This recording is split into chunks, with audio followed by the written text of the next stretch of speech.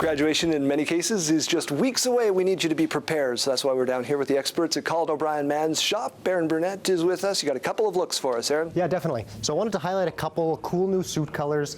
The younger guys are a little more open to some flash colors, some pastels, some new things. So what we've done here is we showcased a really interesting mint green suit.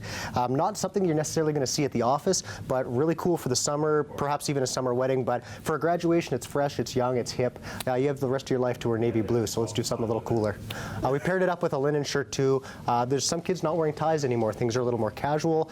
Printed shirt, pop color suit, light blue suede loafer. Just a younger expression, but still appropriate for grad. Remind us how we picked the pocket square to go with the shirt and the ensemble. Uniquely enough, this brand, Eton, actually makes a matching pocket square to the shirt. Generally, the hint is find some sort of color that pops based off the shirt or the suit color. It doesn't have to match. In this case, it matches perfectly, so it's great either way. When my dad was doing high school grad and his wedding and all that kind of stuff, the belt had to match the shoes, this had to match that. What's the rule on belts and the shoes? Should always match your belt to your shoe. In this case, we've used a really cool navy blue stretch belt. It doesn't match exactly, but basically all we're doing is we're taking the multiple hues of blue through the dark shades and the light shades to make it all come together. How do we make sure it fits right? Basically, you got a pant size, you go 2 sizes up in the belt, should fit perfect. And you come in here and you see the experts, you take care of it. Yeah, exactly. Yeah. So what if you want to go something a little, maybe you're not a flashy guy, maybe you want to go something a little more traditional? I still say it's a flashier option, but with all of these brown tones and things coming into menswear, you're seeing a different palette. So we're seeing a launch of the terracotta clay burnt shades these days.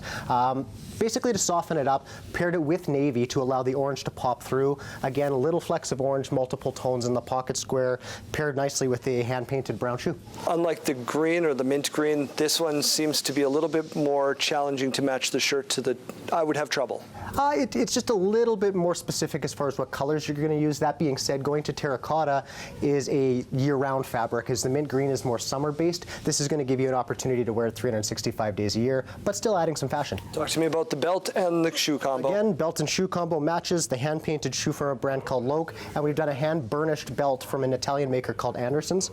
It's just a really kind of interesting pairing, knowing that with the burnishing on the belt, the shoe doesn't have to match exactly because we're basically using shades to bring it all together. Talk to me about these shoes, because I actually own both of these, and I love the blue suede shoes because it's an Elvis shout-out. My mom loved Elvis. Hey, my name's Aaron. Elvis's middle name was Aaron. It all makes sense.